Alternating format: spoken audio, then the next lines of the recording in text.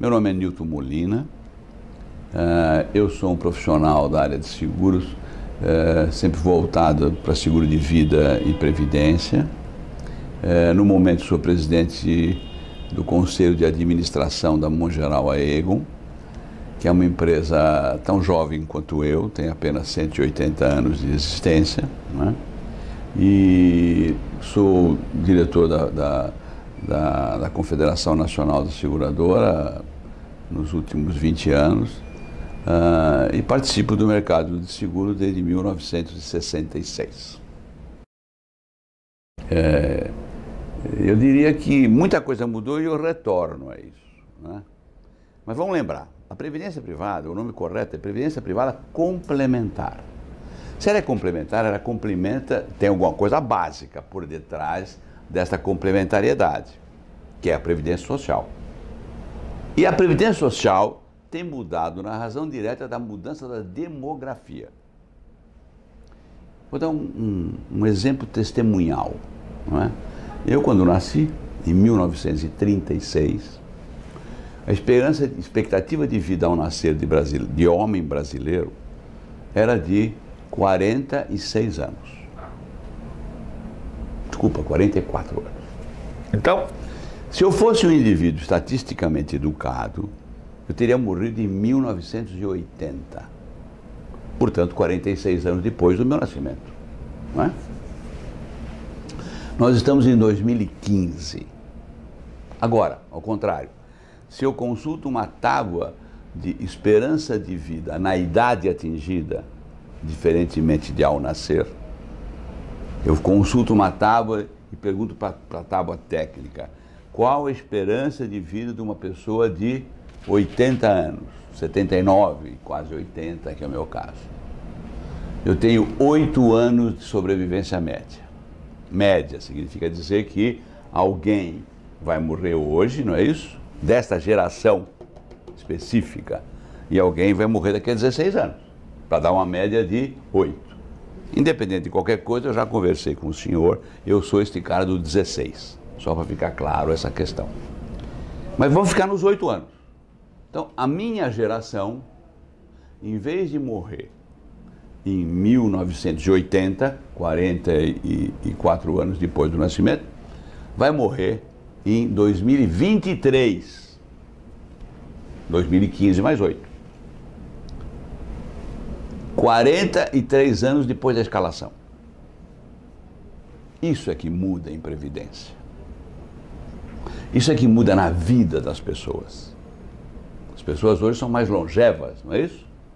Então, a previdência social e, por via de consequência, a previdência privada tem que mudar na velocidade que muda a sociedade. A sociedade ficou mais longeva. Não tem mais sentido uma pessoa se aposentar aos 60 anos. Claro, elas se aposentam ainda, mas não faz qualquer sentido lógico uma pessoa parar de produzir, porque a aposentadoria é parar de produzir, não é? Aos 60 anos de idade, não é? Então, a previdência, sim, voltando agora à pergunta básica, o que mudou na previdência privada nos últimos 40 ou 50 anos, a partir da lei, não é? Da lei que criou a previdência privada no Brasil, que é de 1977, tá? Mudou muita coisa. Todas elas decorrentes da mesma lógica, né? Lógica da idade das pessoas, etc. Produtos novos foram criados, produtos velhos foram aposentados, as pessoas começaram a se preocupar com o futuro muito mais que se preocupavam ontem, não é isso? Porque há 50 anos atrás, há 40 anos atrás, as pessoas não tinham essa expectativa de viver até os 90 anos. Então, sabe, vou morrer aos 65, 66, me aposento aos 60. Então, o meu nível de acumulação de recursos para a minha aposentadoria pode ser menor, não pode ser menor. Eu vou sobreviver 5 anos. Agora, um aposentado de 60 anos vai sobreviver 30 anos. Primeiro lugar. Segundo lugar, O menino que vai morrer com mais de 100 anos já nasceu. Existem cientistas que dizem que a população vai viver até 130 anos. Então, em vez de mencionar para você o que mudou em matéria de regulamento, de lei, né, eu diria, a Previdência Social e a Previdência Privada, por via de consequência, mudou sim, e mudou muito, em decorrência das mudanças demográficas do mundo. A coisa mais importante era que o mercado, ele era um mercado de seguradores, né? As grandes companhias ainda não eram controladas por grandes conglomerados financeiros, né? Elas eram solteiras, vamos chamar assim, não é? O mercado financeiro era uma coisa e as companhias de seguro eram outras, certo? Então, eu diria posso até me atrever a dizer que o mercado de seguros da época de 60, 70, ele era mais claro, era mais presente do que hoje, justamente por causa disso. Hoje as grandes companhias, elas são de conglomerados, não é isso? Então, a companhia de seguro acaba sendo uma das companhias do conglomerado. E nessa época, na época de 60, 70, as companhias eram elas próprias, tá certo? Então, os líderes do mercado segurador eram seguradores. Essa é uma coisa muito importante para consignar. A outra coisa muito importante é que na década de 60 e até 70, os bancos não estavam presentes no mercado, mas de outro lado a cobrança de seguro não era feita por banco, era feita por corretores. Não por causa do corretor, mas enfim, esse detalhe era um detalhe que fazia com que o mercado não se desenvolvesse. Quando, a partir da década de 70, passou a fazer-se cobrança bancária do seguro, e esse é um marco importantíssimo do crescimento do mercado, quando, por lei, tornou-se obrigatória a cobrança de seguro através do sistema bancário. Isso foi uma pedra de toque que organizou um sistema que não tinha uma organização como tem hoje. Eu diria para você que, em tese, o público-alvo é o mesmo, né? Também, em tese, quem é público-alvo para comprar um produto, um plano de previdência complementar? São as pessoas que precisam de complementação. Quem é que precisa de complementação, no caso brasileiro? É quem ganha como salário, honorários, ou que seja, valores superiores ao teto máximo da Previdência Social. Exemplificando, o indivíduo ganha 10 mil reais por mês, não é? E ele pagou 35 anos da Previdência Social, que é o INSS, etc., está com 60 anos, alguma coisa da espécie, e ele requer aposentadoria. Ele ganha 10 mil, ele vai se aposentar com 3.200, 3.300. Então, vamos admitir, para exemplificar melhor, que esse indivíduo sempre ganhou bem mais do que o teto máximo da Previdência. Esse é o público-alvo. Da Previdência, não estou me referindo a seguro de vida, estou me referindo à renda do aposentado, ou renda do inválido, ou renda da viúva, não é isso? Rendas, né? O público-alvo, portanto, de aposentadoria para a Previdência Complementar são as pessoas que ganham salário superior ao valor que elas receberiam do Seguro Social. E esse público-alvo não mudou. Mudaram as pessoas, mudaram o perfil das pessoas, o perfil de necessidades delas, né? Porque elas vão ser mais longevas, não é isso? Mas esse continua sendo o alvo dos negócios da Previdência Complementar. Eu vou recolocar a tua pergunta.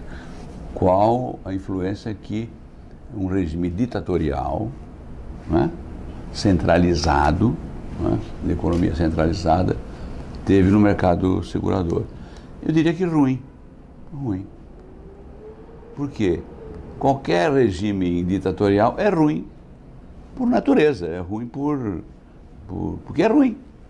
Tolhe a criatividade, tolhe a espontaneidade das leis, dos regimes, etc. Então foi ruim. No sentido filosófico, no sentido geral, institucional. No aspecto particular, né, muito particular, ele foi na época do regime militar que se criou a primeira lei de seguros, que é o Decreto-Lei 73 de 1966. A Revolução foi em 64. Não é? Quer dizer, o primeiro diploma legal que organizou, na verdade, todo o sistema de seguro, ele é de 1966. Então, poderia dizer que, sob esse aspecto legalista, não é isso? Foi importante, porque foi aí que surgiu a SUSEP, né, como um órgão regulador do sistema, surgiu o Conselho Nacional de Seguros Privados, né, ou seja, a parte institucional surgiu naquele momento. Mas não surgiu porque era um governo militar, ou um governo civil, ou um governo ditatorial, ou democrático. Não, era a hora de fazer. Quer dizer, é a sociedade que comanda essas coisas, não é simplesmente um governo específico. A sociedade chegou à conclusão que naquele momento era o momento de acontecer, como 10 anos depois, em 1977, surge a primeira lei da Previdência Complementar. Por que surgiu em 1977? Porque era a hora de surgir. Porque nos Estados Unidos tinha acabado de ser regulada a Previdência Privada também, pela lei da ERISA, que é de 1973. Então, o Brasil foi em 1977. Né? Eu acho que a sociedade é mais poderosa que os governos, sejam eles ditatoriais, democráticos, etc. Surgiu porque estava na hora de surgir. Eu diria para você que não teve uma virada, porque o que acontecia? Você tinha iniciativas informais, porque não tinha lei específica. Por exemplo, a empresa que eu sou presidente do conselho, que é o Mongeral, ela é de 1835. Nasceu como um órgão semipúblico para atender funcionários públicos, tá certo? E foi assim, etc. Hoje não, hoje é uma seguradora, etc. Tal. Você tinha planos que chamavam planos contábeis, ou seja, companhias velhas, a Brahma, né? Companhia antiga, ela oferecia por estatuto da companhia aposentadoria aos seus empregados que se aposentassem. Então, existiam, desde os idos do século XIX, iniciativas que não tinham o nome de previdência privada, não é isso? Iniciativas que tinham como objetivo criar poupança para as pessoas na inatividade. A virada, se eu posso chamar assim, foi quando surge a lei. Em 1977 surge uma lei que diz, olha, esse negócio chama previdência privada, pode ser aberta ou pode ser fechada, aberta é pelas seguradoras, as fechadas são os fundos fechados, e tem que fazer assim, assim, assim, o dinheiro tem que ser aplicado desta forma. Então, a virada é a lei 6435 de 1977. Novamente, voltando para a primeira questão, ela sempre está em movimento. A legislação sempre está em movimento da Previdência Social, porque ela decorre da sociedade, não é isso? A sociedade está sempre em movimentos demográficos, então ela sempre tem que estar em movimento. Então sempre teve pequenas leis, pequenas normas que vão agora mesmo, nesse exato momento, no tal ajuste fiscal do governo, está se discutindo mexer nas pensões para viúva, não é isso? Veja, agora, não é nem reforma constitucional, é uma lei ordinária. Então, primeiro isso está sempre em movimento. A emenda 20 do Fernando Henrique Cardoso, 1998, não é isso? Teve dois marcos importantes recentes. A emenda 20 e a emenda 40. A emenda 20, Fernando Henrique Cardoso, 1998, me perdoe sempre as datas que não precisa ter absoluta... E depois 2003, no governo Lula, né, a emenda 40. São duas emendas constitucionais. Por que que não pode ser por lei ou por regulamento? Porque mexeu em direitos, não é isso? E são reformas que a do Fernando Henrique, de 1998, permitiu o aparecimento do fator previdenciário. Né? Não vou explicar o que é fator previdenciário, que vai ser cumprido, mas enfim, o fator previdenciário teve como objetivo penalizar e premiar. Penalizar as aposentadorias prematuras e premiar as aposentadorias mais longevas, aqueles que pedem aposentadoria com mais idade. A reforma da Previdência da emenda 40 do Lula em 2003 permitiu o surgimento dos fundos de previdência fechado dos entes públicos. O que é isso? Né? Até aquela data, um funcionário público estatutário ele tinha direitos constitucionais de receber uma aposentadoria igual ao último salário. Vem a Constituição modificada pelo Lula, que permite que, se o ente público criar um fundo de pensão, os funcionários admitidos a partir daquela idade têm o mesmo teto que o INSS, que é o que já está ocorrendo nesse momento. Então, as duas reformas, a reforma do Fernando Henrique, emenda 20, a reforma do Lula, emenda 40, foram importantes sim, porque permitiram o surgimento de novidades, e, por exemplo, a discussão agora no Congresso Nacional da modificação das pensões para as viúvas. Porque o Brasil é um dos poucos países do mundo que tem alguns direitos que não tem mais sentido na economia, no mundo moderno, né, na economia moderna.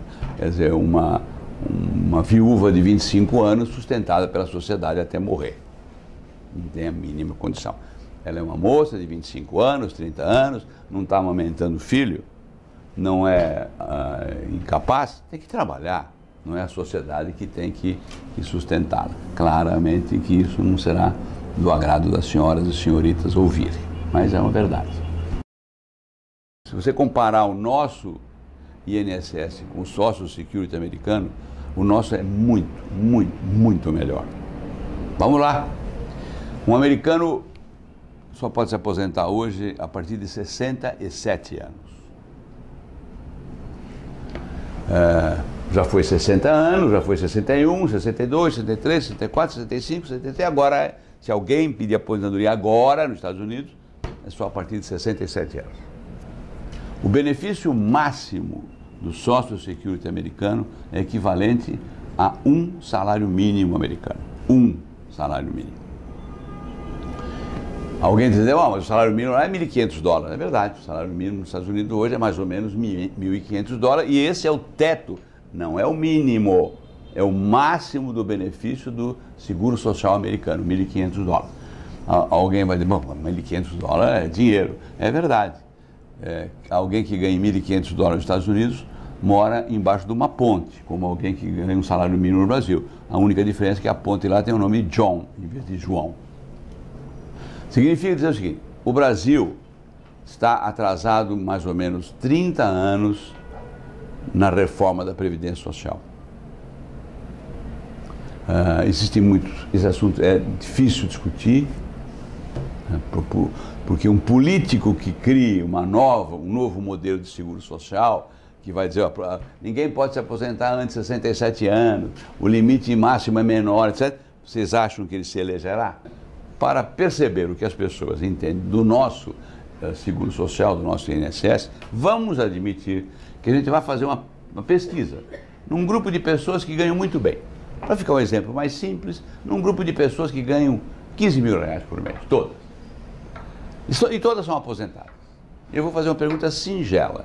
O que é que você acha do INSS? Terei, na média absoluta, a seguinte resposta. Um absurdo. Porcaria o nosso INSS. Veja que eu ganhei a vida inteira mais de R$15.000 por mês. Me aposentei agora com R$3.000. É surpreendente, não é isso? Chocante. A gente fica impressionado com isso. O que a pessoa te disse? Ela disse, olha, eu sempre ganhei mais de 15 mil, sempre paguei o INSS por 15 mil, não é isso? E estou recebendo 3.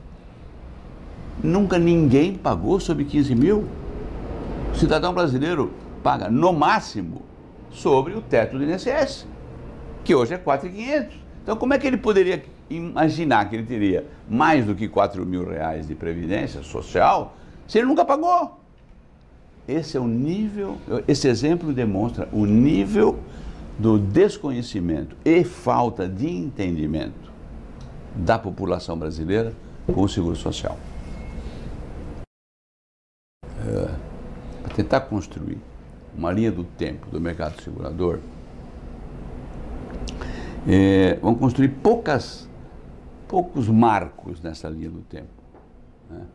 E a partir dessa linha do tempo já falamos um pouco sobre futuro.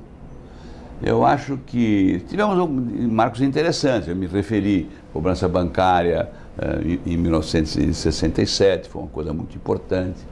A entrada dos bancos no sistema de uma forma mais forte, a partir da década de 70, foi uma coisa muito importante, né? Por diversas razões, foi muito importante.